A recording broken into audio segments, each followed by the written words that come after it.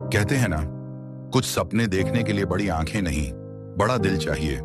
आज की कहानी उस लड़के की है जिसके पास ना मोबाइल था ना इंटरनेट, पर एक ऐसा सपना था जो चांद से बातें करता था। अर्जुन बिहार के एक छोटे से गांव का रहने वाला था।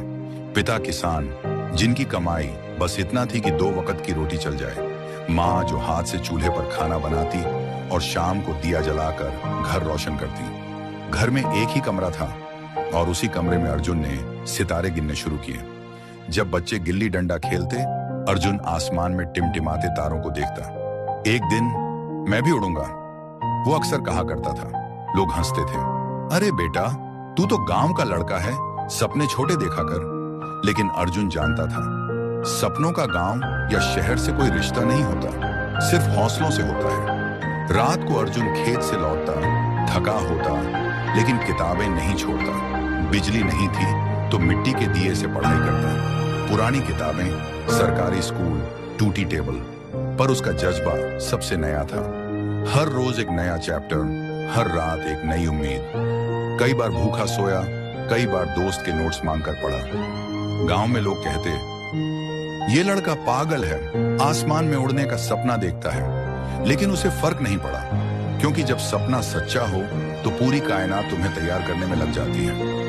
वो दिन आया जब ISRO की एंट्रेंस परीक्षा का रिजल्ट आया। कंप्यूटर सेंटर से उसने रिजल्ट देखा। उसका नाम था टॉप लिस्ट में। कई सेकंड तक वो स्क्रीन देखता रहा, फिर आंसू बहने लगे। लेकिन ये आंसू हार के नहीं, जीत के थे। भागा भागा घर आया, माँ को गले लगाया। माँ कुछ समझ नहीं पाई, बस इतना बोली, बोल बेटा, तू फिर से आसमान में उड़ गया क्या?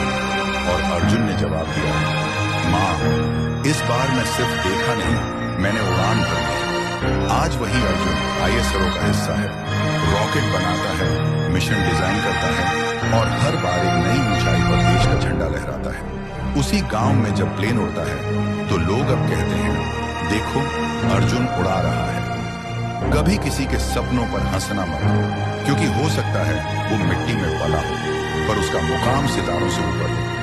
क्योंकि सपने देखना आसान है, पर उन्हें जीना सिर्फ वही जानता है जो वाकई सपनों का सिपाही होता है। ऐसे वीडियो देखने के लिए हमें सब्सक्राइब करें। Thanks for watching.